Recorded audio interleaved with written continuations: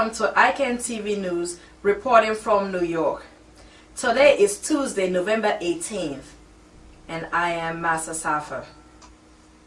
Breaking news. Dr. Moses Kagbo, who has been a retired medical officer in the Ministry of Health, has just passed away today, Tuesday, November 18th, at the Hastings Ebola Treatment Center east of the capital of Freetown. Dr. Kagbo has been volunteering to help fight the spread of the virus at the government hospital in the central district of Tonkolili. Mr. Kagbo's death was confirmed by Dr. Amara Jambai of the Ministry of Health. It comes a day after the late Dr. Martin Salyer. May his soul rest in peace. Here are the news. A deadly chain tracing Ebola in Royal Village. A 4-year-old boy fell sick and died after returning from Royal Village. He was sent to the village to his grandmother, Sina Toure, commonly known as the Mammy Back. The Mammy Back is also sick, but refused to get to the ambulance to go to the treatment center, and she said, quote, "I'd rather die at home." A traditional healer who was treating the 4-year-old boy is now sick. She refused to get to the ambulance to go to the treatment center. Instead, she ran away into the bush and hid. Failed race to save the life of Dr. Martin Salyer. Dr. Martin Salyer, who passed away yesterday in Nebraska, will be cremated for safety reasons, according to the family. Our reporter, Milton Boyle, has this to say. The Washington Post critical threshold.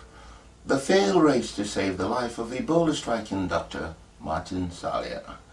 By the time he arrived in the United States, Martin Salyer, a surgeon who contracted a deadly Ebola virus in Sierra Leone, had no kidney function and was unresponsive. That sent doctors scrambling, ultimately unsuccessful, to save his life at Nebraska isolation facility equipped for training Ebola patients.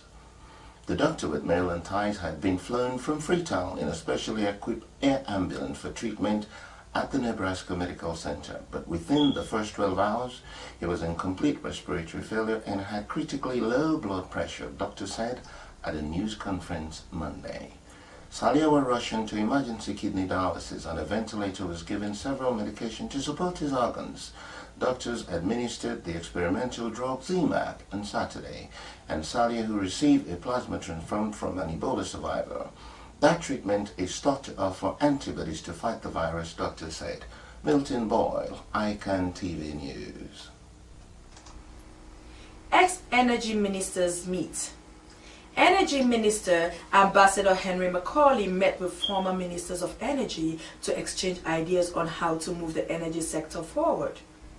5 of the former ministers were present at the interactive section held at the NPA boardroom.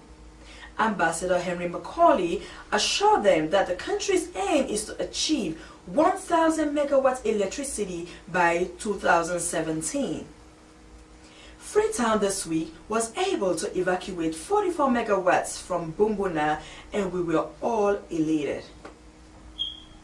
Time to tackle malnutrition and its massive human costs. Today, more than 800 million people are chronically hungry, which is about 11% of the global population. Malnutrition is a major cause of death, and a quarter of children are underdeveloped due to inadequate nutrition. Malnutrient deficiency is due to diets lacking in vitamins and minerals, also known as hidden hunger. Over 2 billion people in Africa are affected. Another worrying form of malnutrition, obesity, is on the rise. This exposes people to a greater risk of incommunicable disease like heart disease, stroke, diabetes, and cancer. Now the top cause of death in the world.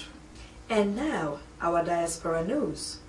If you are a Sierra Leonean living abroad and contributing to society, making an impact, ICANN TV would like to know about your story and the impact you made, so we'll highlight your involvement. Email us contact@icantv.org, contact@icantv.org. That's all our news for today. Thank you for listening. Massah Saffa, ICANN TV News.